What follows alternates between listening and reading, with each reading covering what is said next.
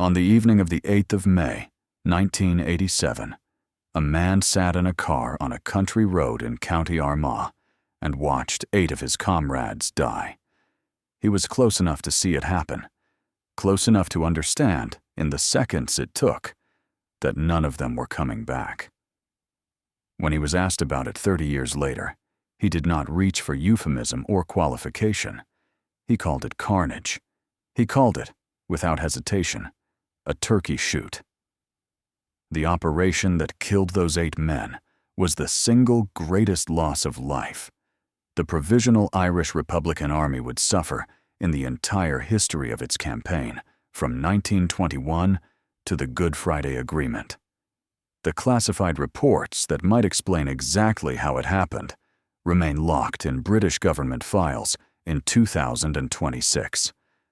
The full inquest that the European Court of Human Rights ordered in 2001 has still not been heard. Tell me in the comments, had you ever heard of the Loughgall ambush before today? Because what you are about to discover will make you question everything you think you know about how Britain fought its longest war. Now let's go. To understand how 8 men ended up dead in a County Armagh village in under a minute, you must first understand what the Troubles actually was and what the Irish Republican Army had become by the spring of 1987. The surface version of events is familiar enough. A sectarian conflict in Northern Ireland, running from the late 1960s, fought between mostly Catholic Irish Republicans seeking unification with the Republic of Ireland and predominantly Protestant Unionists committed to remaining part of the United Kingdom, with the British Army and the Royal Ulster Constabulary supporting the latter. The casualty list for 3 decades of conflict reached 3,532 dead. More than 47,000 were injured. The euphemism chosen for all of this was the Troubles, a word that manages to describe a 30-year war in the tone of a minor administrative inconvenience, and that was precisely its purpose. The 1980s were not a minor administrative inconvenience. The decade opened with 2 hunger strikes in Her Majesty's prison maze near Lisburn, leading to the deaths of 10 Republican prisoners. The most famous was Bobby Sands, who died at 27 years old, while simultaneously serving as a member of Parliament and a convicted felon, and whose death produced a wave of Republican anger that the British government had not anticipated, and the IRA would spend years channeling. 3 years later, in the early morning of the 12th of October, 1984, a timer-delayed bomb detonated on the 6th floor of the Grand Brighton Hotel during a Conservative Party conference, collapsing several floors and killing 5 people. Margaret Thatcher was the target. She was not among the dead. The IRA released a statement that was, by the standards of political communiques, almost admirably direct. They needed to be lucky only once. Thatcher needed to be lucky always. This was accurate. It was also in the context of what was about to happen at a small police station in County Armagh, deeply ironic, because the British had been developing a response to the long war that depended not on luck at all. By the spring of 1987, the IRA had received 4 separate shipments of weapons from Colonel Muammar Gaddafi of Libya, who regarded any enemy of Thatcher's Britain as a natural ally and translated that regard into hardware. More than 130 tons of weapons and explosives had arrived in Ireland, including Semtex plastic explosive, AK-47 assault rifles, rocket launchers, and surface-to-air missiles. A paramilitary organization that had spent years fighting with whatever it could steal or smuggle was now equipped at a level that some NATO member states would have found credible. The IRA of 1987 was not the battered and depleted organization that British ministers sometimes described to the public. It was flush with weaponry, refilled by anger, and operating a strategic vision that its own members called the Long War, a sustained campaign designed not to win quickly, but to make the British position in Northern Ireland permanently untenable. Among the men who had returned to that campaign after serving time in the maze was a man from Moy, County Tyrone. His name was Padraig McKerney. He had walked out of the Maze prison in September 1983 as part of the largest prison breakout in British history. 38 prisoners through the gates in a single afternoon, and had never been recaptured. He had 15 years of IRA service at the time of his death. He was 32 years old. To understand what happened at Loughgall, you need to understand the specific, extraordinary unit he returned to and the men he returned to it alongside. By the mid-1980s, the East Tyrone Brigade of the Provisional Irish Republican Army was the most feared and capable irregular military formation operating in the British Isles. This is not a characterization offered by its admirers. It is the assessment that emerges from British military and intelligence records, from the forensic evidence recovered after Loughgall, and from the subsequent testimony of everyone who encountered the brigade, including the soldiers who were waiting for it on the evening of the 8th of May.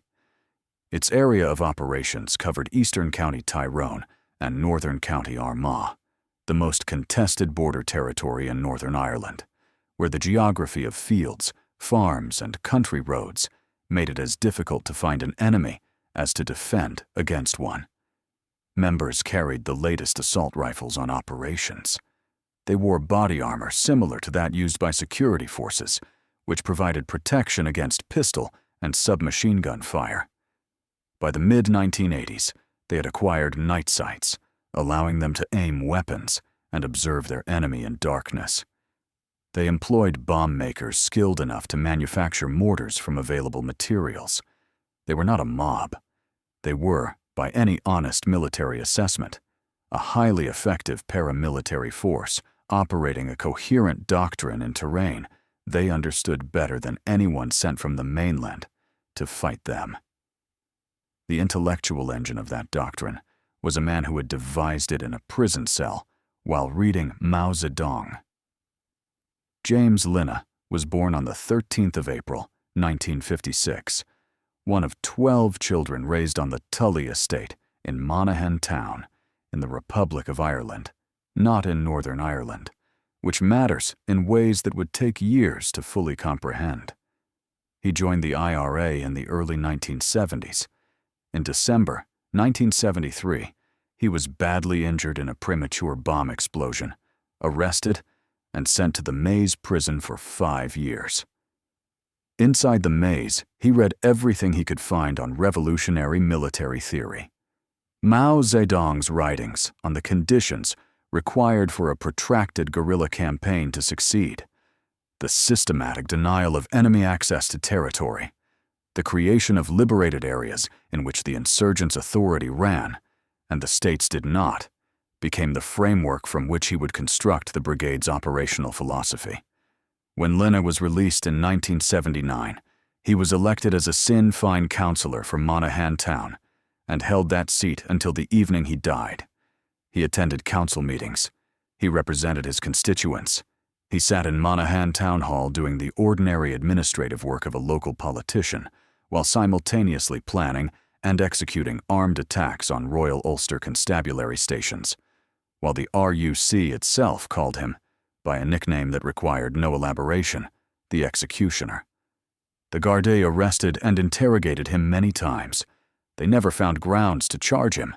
He was an elected representative of a legitimate political party. He was one of the most dangerous men in Ireland. Both of these things were simultaneously true, and the gap between them is one of the more precise measurements of what the Troubles actually was. Linna's strategic vision had found its operational partner in Padraig McKerney from the year 1984 onward. McKerney was the tactical mind to Linna's strategic one. He had participated in the Maze breakout and spent years developing the specific insight that an isolated, lightly manned, part-time RUC station in a rural village was not just a legitimate target, but a proof of concept. Destroy it successfully, and you demonstrated that British security infrastructure in the border country could be dismantled, station by station, until the remaining positions could not be staffed without committing resources that would leave other positions untenable. The McKerney family paid heavily during the Troubles. 3 sons died, one in a premature explosion, one at the hands of UVF loyalist gunmen, and Padraig at Loughgall. The commander who implemented this strategy from 1985 was Patrick Joseph Kelly, born on the 19th of March, 1957, in Carrickfergus, County Antrim. Kelly became officer commanding of the brigade at 27 years old and moved immediately to put the station destruction doctrine into practice. He was a military hardliner running the IRA's most military unit at the precise moment the organization was privately, invisibly, to most of its own membership, beginning its drift toward a different kind of politics. At the IRA Army Convention in 1986, the central question was whether to abandon the principle of abstentionism, the refusal to take seats in the parliaments of London, Dublin, or Belfast. Gerry Adams and the leadership faction around him argued that the armed campaign needed to be complemented by political engagement. Kelly voted against. Lynagh and McKerney were men of the same conviction. The 3 of them, the brigade's intellectual and operational core, were simultaneously among the most significant internal opponents of the political direction that would produce the Good Friday Agreement 12 years later. They would all be dead by the following spring. Kelly had led the brigade's first major station attack on the 7th of December, 1985, targeting the RUC barracks at Ballygolly, County Tyrone. 2 officers shot dead, 3 wounded, the station destroyed. The method proved. The second attack came on the 11th of August, 1986, at a base known as the Birches, near Portadown. This was the debut of the tactic that would define the brigade's final phase: a stolen backhoe loader, its front bucket packed with a homemade bomb, driven through the perimeter fence before detonation. The Birches station was completely leveled. It was empty at the time, and 3 civilians were injured in the blast. The tactic had worked. The next station on the list sat in a small village in County Armagh. Loughgall is a place that appears in British and Irish history, at intervals suggesting the area has a particular gravity. In 1795, the Orange Order was founded here, an organization whose existence would define the contours of Protestant Unionist identity in Ulster for the next 2.5 centuries. The village was small, surrounded by apple orchards, for which the area had long been known. The RUC station was not imposing. It was a lightly built structure behind a chain-link perimeter fence, open part-time, 9 until 11 in the morning and 5 until 7 in the evening, staffed by 3 local officers and serving a population that had no reason to think of the place as anything other than a minor administrative facility on the edge of their community. To the west ran the road that would carry the IRA convoy on the evening of the 8th of May. To the east ran another road, one that 2 brothers would take on their way home. The trees lining the perimeter were thick enough to hide 18 men in uniform. Nobody had told the village they were there. The British security forces had been assembling the intelligence picture for weeks. What they had was not a single source, but a convergence of streams, each insufficient on its own, each pointing in the same direction. An RUC agent in Monaghan town reported, approximately 3 weeks before the attack, that Patrick Kelly had traveled to meet Jim Lynagh, and that Kelly, failing to find him, had made inquiries about his whereabouts openly, at the Roundhouse Bar in Church Square, Monaghan town. A careful man does not ask after a fellow IRA commander in a public place unless he believes he is unobserved. In Dungannon, at approximately the same moment that a blue Toyota Hiace van was hijacked from a local business by masked men, Lynagh was spotted in the town. The RUC's Covert Intelligence Unit, E4A, had located a stolen digger hidden on a farm 2 miles west of Loughgall and identified the East Tyrone unit as the likely operators. Undercover soldiers from 14 Intelligence Company, the Army's surveillance unit, drove the backroads around the village in the days leading up to the attack. The BBC's Spotlight on the Troubles documentary, broadcast in 2019, confirmed the security forces knew of the planned attack at least 10 days before it took place. Among the 8 men who would die was Tony Gormley, 25 years old, from County Tyrone. Historian Richard English, professor of politics at Queen's University Belfast, identifies Gormley in his account of the IRA as a known, well-paid special branch informant. If Gormley was indeed a source, if the man inside the kill zone was part of the intelligence picture that built the kill zone, then the SAS killed their own asset alongside his 7 comrades, either because there was no mechanism to extract him once the ambush was set, or because his survival would have exposed the depth of British penetration into the brigade. This has never been confirmed. It has never been denied. It is one of the questions a proper public inquest may yet compel an answer to. On the evening of the 7th of May, the 3 local RUC officers who normally staffed the Loughgall station were quietly removed. Their place was taken by 6 SAS soldiers in plain clothes. Among them was the unit's commanding officer, referred to in every subsequent legal document only as Soldier A, a man whose identity has never been made public and who has never testified in an open court. 18 more SAS soldiers in uniform were concealed in 5 separate positions in the wooded areas around the station. A covert observation post was placed on the farm where the stolen digger was stored. When that digger moved, everyone in the operation would know.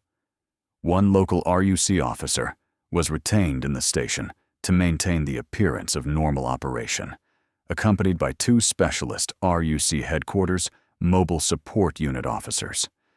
The weapons chosen for the occasion included Heckler and Koch G3 rifles, 7.62mm caliber, significantly greater stopping power than the unit's usual equipment, alongside M16 rifles and 2 L7A2 general-purpose machine guns. The East Tyrone Brigade were known to wear body armor equivalent to security forces issue. The G3 round was capable of defeating it. The 24 soldiers in and around that station had thought through what was coming. They had one thing left to do. Wait. The bomb moved first. In the early hours of the 8th of May, the 300 to 400-pound device, packed into a large oil drum, wired to 2 40-second fuses, and partially concealed under rubble, was transferred to a boat and taken across Loughgall, from Ardbow on the western shore to Magary on the eastern side, across one of the oldest and largest bodies of fresh water in the British Isles, in the dark, by men who had planned this route specifically to avoid the road checkpoints that made any other approach impossible. Loughgall has been fished and farmed and fought across for thousands of years. On the night of the 7th of May, 1987, it carried a bomb. The vehicles came next. The blue Toyota Hiace, stolen from a business in Dungannon by masked men the previous day. The digger, a backhoe loader taken from a farm at Listlessly Road, approximately 2 miles west of Loughgall, with 2 IRA members left at the farm to prevent the owners raising the alarm.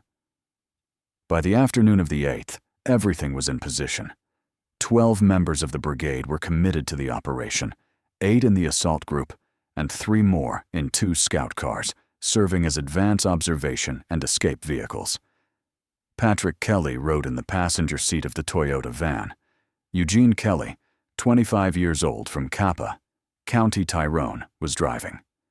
In the rear were Jim Lina, Padraig McKerney, and Seamus Donnelly, who was 19 years old, the youngest of the 8 who would die that evening, young enough that some of the others had known him since he was a child.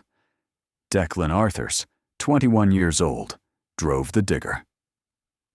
Tony Gormley and Gerard O'Callaghan, 29 years old from Benburb, County Tyrone, rode in the cab alongside him, armed, with lighters ready. All wore boiler suits, balaclavas, surgical gloves, and bulletproof vests. They had covered their shoes with heavy socks to defeat forensic identification. They needn't have bothered, for reasons they didn't yet know. 20 miles away, in Loughgall at approximately 4 o'clock that same afternoon, Anthony Hughes and his brother Oliver had arrived at the house of a man named John Guy. Anthony was 36 years old, a father of 3 children, a mechanic from Caledon in County Tyrone. They had been called to repair a lorry, ordinary work on an ordinary Friday. The repair required a trip to a garage and back. Oliver was wearing blue overalls. When they finished, as the afternoon turned toward evening, they decided to drive home through Loughgall because it was a straighter road. The scouts moved ahead of the main convoy as it approached from the northeast. One had been tasked with locating Declan Arthurs, who was positioned with another scout on the roadside to monitor the station ahead of the assault. When the scout driver found him, Arthurs was watching the station, and he was troubled. The village was quiet. A sunny Friday evening in a small County Armagh community with a few hundred residents should have carried some texture of ordinary life, movement, voices, the particular signs of a place going about its business. There was almost none. Arthurs had a bad feeling. He did not question the order to proceed. That combination, the capacity for doubt without the authority to act on it, is one of the more human elements the evening produced.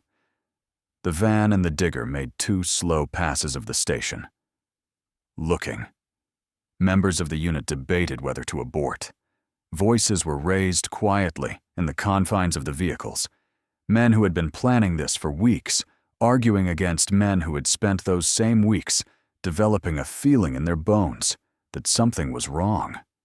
Patrick Kelly made the final decision. The instruction, recorded in the testimony of the surviving scouts: go in and blow the barracks up and fire a few rounds. The tactical logic was sound. The station appeared unmanned. The fence was light. The fuses were 40 seconds. The method had worked twice.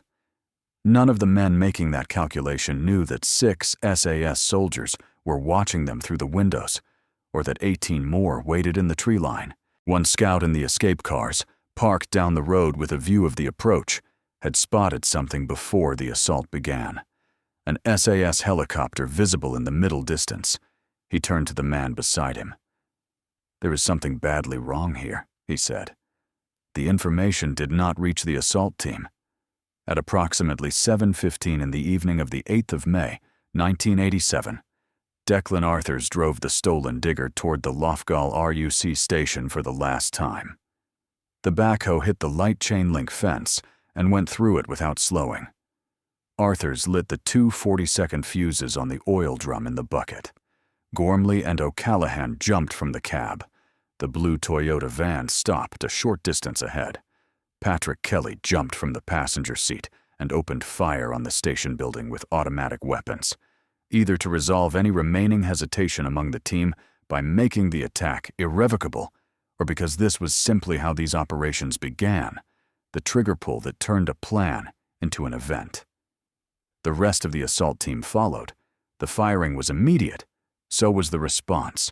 From inside the station, and from 5 external positions simultaneously, the SAS opened fire with M16 and Heckler & Koch G3 rifles and 2 L7A2 general-purpose machine guns.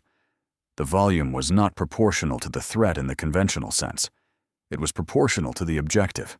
A scout who heard it from down the road described it later as going on and on and on for what seemed like 3 or 4 minutes. "Fierce firing," he said. Fierce. The G3's 7.62mm round did what it had been selected to do. The body armor the East Tyrone men wore was not sufficient against it. Seconds into the engagement, the bomb in the digger's bucket detonated. The explosion destroyed almost half of the police station. 3 of the security personnel inside received injuries. 1 SAS soldier suffered a facial wound when a window shattered from gunfire. 2 headquarters mobile support unit officers were caught in the blast, 1 suffering severe head injuries, the other a broken nose. None of the 3 RUC officers returned fire. When it was over, investigators recovered 600 spent British cartridge cases from the scene. 78 spent cartridge cases were recovered from IRA weapons. The bodywork of the van alone bore approximately 125 bullet holes. All 8 attackers were dead. All had multiple gunshot wounds. All had been shot in the head. The body of Declan Arthurs was found in an alleyway beside the Loughgall FC football premises. He had been running. He was unarmed. The driving and the lighting of the fuses had been his role, and both were done. The cigarette lighter was still clenched in his right hand. 3 of the 8 men were shot at close range as they lay dead or wounded on the ground. This is not an IRA allegation or a Republican characterization. It is a verified finding of the European Court of Human Rights, set down in the judgment Kelly and others versus the United Kingdom. 2 of the 8 were subsequently found to have been unarmed at the moment of killing. These facts sit in the official record alongside the 600 cartridge cases and the 78. They have waited there for nearly 4 decades for a coroner to examine them in open evidence. Approximately 130 yards from the station, on the road through the village, a white Citroën GS was driving home. Anthony Hughes was at the wheel. His brother Oliver sat in the front passenger seat, wearing the blue overalls he had worked in that afternoon. They had finished the lorry repair and were taking the straight road. SAS soldiers opened fire on the car from behind, approximately 50 rounds from a garden near the road. Anthony was hit by 15 bullets. He died at the scene. He was 36 years old, a father of 3, and he had spent that afternoon fixing a lorry for a man named John Guy.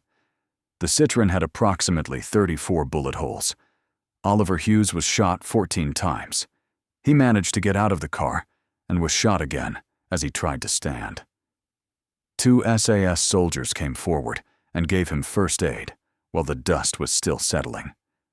A mother and her child took shelter in the church hall on the edge of the village after the rear window of their Ford Sierra was hit by a stray bullet 250 yards from the station. 8 civilians in 4 separate vehicles were caught in the shooting zone that Friday evening. The SAS cutoff groups broke their own cover at personal risk to move 1 car of women away from the fire. The operation's compassion and its failure of compassion existed simultaneously, within the same 60 seconds. 3 IRA men in the scout cars managed to pass through British Army and RUC checkpoints with only a cursory inspection. 1 scout driver, stopped briefly by an SAS trooper, had a direct view down the road toward the station. His account, given to journalists 30 years later, was unambiguous. "I knew they were wiped out at the time," he said. "I could see the carnage down at the van."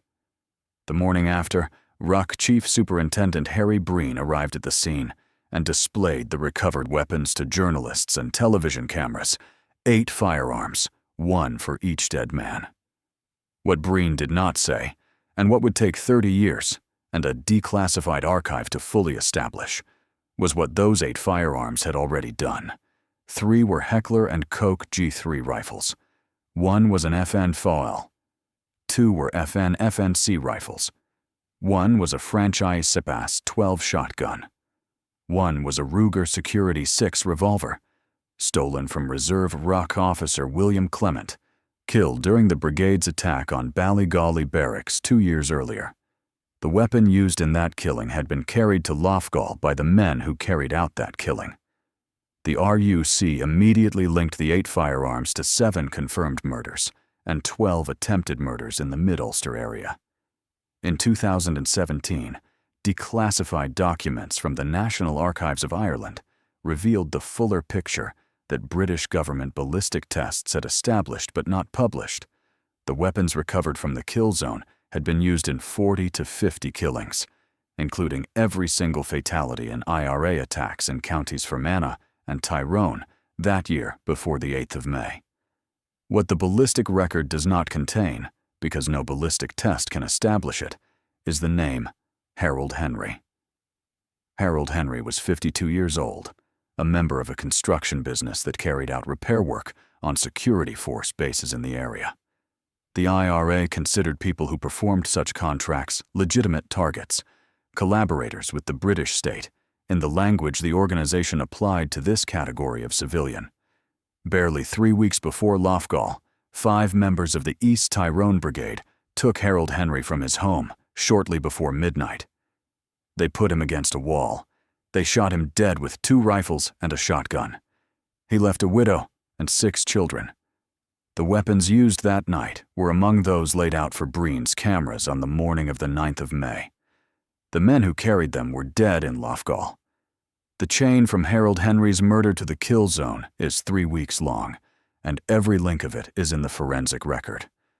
The funerals that followed the ambush were the largest Republican gatherings in Northern Ireland since the deaths of the 1981 hunger strikers. Thousands attended. The 8 men were designated the Loughgall martyrs within hours, and the commemorative machinery of the Republican movement moved at the speed of grief. A ballad was written before the men were in the ground. Gerry Adams, who had spent the 1986 Army Convention arguing for the political path that Kelly and Lina and McKerney had voted against, delivered the graveside oration at Lina's funeral. The British government, Adams told the thousands assembled, did not understand men like Lina and McKerney. It thought it could defeat them, and it never would. The words were defiant and politically necessary, and, in one significant respect, incorrect. The SAS had understood the East Tyrone Brigade with extraordinary precision. They had spent months demonstrating it. The brigade did not collapse in the ambush's aftermath. It regrouped. Survivors reorganized. The British assessment that Loughgall would deter IRA recruitment proved optimistic. The funerals, the martyrdom narrative, and the specific fury of surviving scouts and bereaved families produced something closer to the opposite. The IRA Army Council, acutely aware now of the penetration that had produced the disaster, began rethinking how it structured major operations. The organization was too heavily infiltrated at the grassroots to trust the usual small active service unit for anything significant. The council experimented with flying columns for large-scale operations, widening the circle of operational knowledge beyond any single source's reach. The IRA was learning, but against an enemy that had been learning for longer. Its most urgent post-Loughgall priority was finding the source of the intelligence breach. The Internal Security Unit, the IRA's spy-catching apparatus, was activated and tasked with identifying who had betrayed the operation. The man chosen to lead this investigation was Freddie Scappaticci, a senior and trusted IRA figure with a reputation for ruthlessness in pursuing informers. He was considered exactly the right person for the assignment. He was also, unknown to every person who tasked him, a British Army Force Research Unit double agent operating under the codename Steak Knife. Scappaticci had been working for British intelligence from inside the IRA for years. The organization had dispatched its internal security chief to identify who had betrayed it, and the internal security chief was the man betraying it. A hall of mirrors, built inside a war. The investigation that followed identified suspects. Declassified documents released in March 2024 confirmed that Scappaticci was given details of individuals connected to the Loughgall planning during the post-ambush hunt, and that some of those individuals were subsequently killed by loyalists, a sequence consistent with identities being passed through his British handlers. The BBC's Spotlight on the Troubles documentary described, drawing on extracts from the still unpublished Stalker and Sampson reports, a system in which police officers had been instructed to lie to detectives and prosecutors, and in which senior officers and MI5 had destroyed evidence to protect intelligence sources. Those reports, commissioned in the 1980s to investigate allegations of a shoot-to-kill policy in Northern Ireland, have never been published. They remain classified. 15 months after Loughgall, on the 20th of August, 1988, a reorganized East Tyrone Brigade detonated a roadside bomb between Ballygolly and Omagh. The device struck a British Army bus carrying soldiers of the 1st Battalion, the Light Infantry. 8 soldiers were killed. One of the IRA scouts who had survived the ambush, who had watched from the road as 8 of his comrades were shot dead, was asked about the Loughgall bombing in an interview conducted 3 decades later. His assessment of it required 4 words. "It was 8 for 8, he said. On the 20th of March, 1989, Chief Superintendent Breen, who had stood before the cameras the morning after Loughgall and shown the world the brigade's weapons, was killed in an IRA ambush near the Irish border, together with RUC Superintendent Bob Buchanan." A tribunal of inquiry chaired by Judge Peter Smithwick concluded in 2013 that Breen had been specifically targeted. The IRA wanted to abduct and interrogate him about how the security forces had obtained advance warning of Loughgall. He had become, in the organization's assessment, the most accessible living link to an intelligence picture they still did not fully understand. He was killed not for what he had done, but for what he might be able to explain. The question of what happened in those 60 seconds has been producing legal and political consequences for nearly 4 decades. To some, the answer is straightforward. 8 heavily armed men with a 300-pound bomb were met with overwhelming force by a unit that had been waiting specifically for them, and the result was the inevitable product of a competent counter-terrorism operation against one of the most dangerous paramilitary formations in the British Isles. To others, the evidence itself raises questions that straightforwardness cannot absorb. 600 spent British cartridge cases. 3 men shot at close range while dead or wounded. 2 found unarmed at the moment of killing. Declan Arthurs in an alleyway holding a lighter. The Historical Inquiries team of the Police Service of Northern Ireland concluded in December 2011 that the IRA unit had fired first, a finding that reversed the long-standing assumption, and that given the weapons carried, the body armor worn, and the demonstrated lethality of the East Tyrone Brigade, the SAS could not have safely arrested the attackers. This is a coherent argument. It does not address the 3 men on the ground, does not explain what threat assessment applied to a man running through an alleyway with a cigarette lighter. These questions require sworn testimony from the men who were there. They have not received it.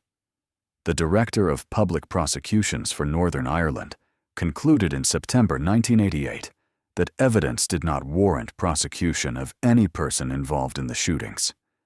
At the inquest, held in May 1995, SAS soldiers did not give evidence. Their statements were read out. Lawyers representing 6 IRA families withdrew on the 2nd day because the coroner refused to provide witness statements. The inquest concluded that all 9 had died of serious and multiple gunshot wounds, and that was, for years, the sum total of the official public accounting.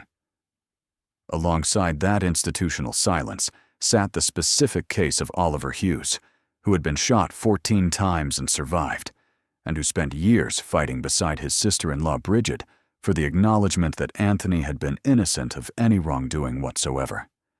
The British Ministry of Defence offered an initial apology in 2012. The family rejected it because the wording appeared to distribute some responsibility to the brothers themselves, as though driving through a village on a Friday evening constituted a form of complicity in what happened there. A proper apology was finally sent in 2014. Oliver had died in 2010 at 62 years old, having never received one. Bridget Hughes, speaking to the Irish News after the belated acknowledgement arrived, "I am glad that this apology has come, but slow justice is no justice." The European Court of Human Rights ruled on the 4th of May, 2001, that Britain had violated the human rights of the dead, not by killing them, but by failing to conduct a proper, independent, and transparent investigation. The court stopped short of declaring the killings unlawful. What it declared unlawful was the absence of accountability. 6 IRA families and the Hughes family had commenced civil proceedings against the Ministry of Defense in the years after Loughgall. Anthony's widow settled out of court in April 1991. The legal proceedings that began in the days after the ambush were still generating court hearings nearly 3 decades later. In September 2015, the Advocate General for Northern Ireland directed that a new and proper inquest be held. Preliminary hearings began. In September 2019, a coroner was told the proceedings might run for 3 to 6 months when they reached the substantive stage. They never reached it. In 2023, the Conservative government passed the Northern Ireland Troubles Legacy and Reconciliation Act, imposing a deadline of the 1st of May 2024 on all unresolved Troubles-era inquests. After that date, cases were to be transferred to a new body called the Independent Commission for Reconciliation and Information Recovery. In October 2023, the coroner overseeing the Loughgall proceedings told the High Court there was not sufficient time to complete them before the deadline. The inquest was halted. Veterans groups supported the Legacy Act as protection for soldiers against historical prosecution for actions taken in wartime. The Northern Ireland Veterans Commissioner described the Loughgall soldiers as men who deserved gratitude, not a long legal process. Families of the dead, IRA and civilian alike, described the act as a mechanism for permanent denial. On the 14th of October, 2025, Labour Northern Ireland Secretary Hilary Benn announced to the House of Commons that 9 halted Troubles-era inquests would be restored, explicitly including Loughgall. As of 2026, the inquest has not been scheduled. The material classified as nationally security sensitive, including the intelligence sources, the operational orders, and the fuller picture of what was known and when, remains protected. Soldier A has never given evidence in open court. In the years after Loughgall, the IRA did not surrender. It did not stop. But something shifted, something that would take more than a decade to become fully visible.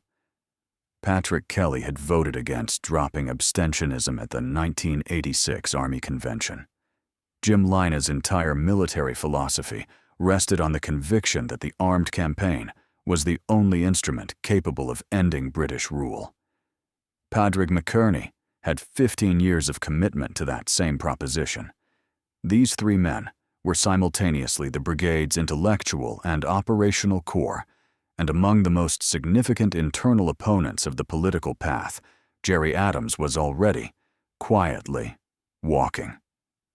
Their deaths removed the most forceful military hardline voices inside the IRA at the precise moment the argument about whether to pursue peace was being conducted in private.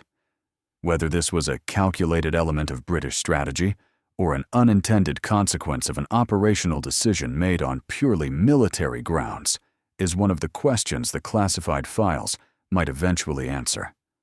What is observable, without requiring any classified file, is the sequence. Loughgall in May 1987. IRA ceasefire in 1994. The Good Friday Agreement signed on the 10th of April 1998. The agreement required the IRA to accept that Irish unity could only be achieved by the democratic consent of a majority in Northern Ireland, the explicit abandonment of the armed campaign's foundational justification.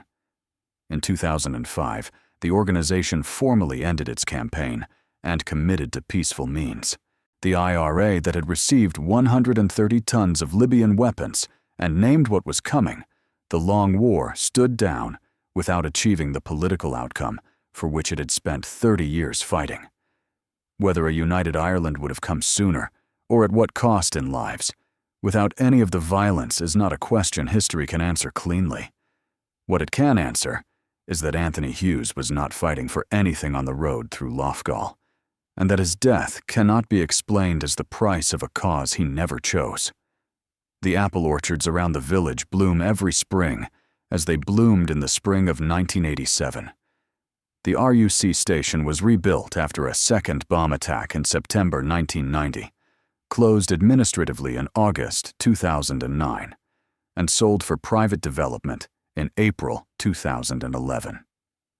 The site where 9 people died on one Friday evening has been offered to developers. Loughgall remains small. The place continues. The man who sat in the scout car on the 8th of May called what he witnessed a turkey shoot. Whether that characterization is accurate, or whether it is a political reframing of a legitimate counter-terrorism operation, is precisely what a full inquest, directed in 2015, halted in 2024, and restored in principle in 2025, exists to determine. Patrick Kelly was 30 years old. Jim Lina was 31. Padraig McKerney was 32. Declan Arthurs was 21 and holding a lighter. Seamus Donnelly was 19. Eugene Kelly was 25. Gerard O'Callaghan was 29. Tony Gormley was 25. Anthony Hughes was 36 and on his way home. The British security forces won the ambush. The intelligence services built it. The operation worked exactly as designed. The policy that made it impossible to examine in open court, that classified the reports, obstructed the inquiries, and read out statements in place of sworn testimony, that policy has never been subjected to the same scrutiny as the men who executed it. And the distance between those two things, between the precision of what happened in 60 seconds and the 4 decades of institutional effort to prevent anyone examining exactly how, is the distance in which the real history of Britain's longest war is written. In 2026, Soldier A has still never given evidence in open court. If you believe Anthony Hughes deserves to have the full account of what happened to him on that road, told in public, leave a comment below. And if you want to understand why Britain could win every engagement in Northern Ireland and still have to negotiate its way to a settlement, watch this next.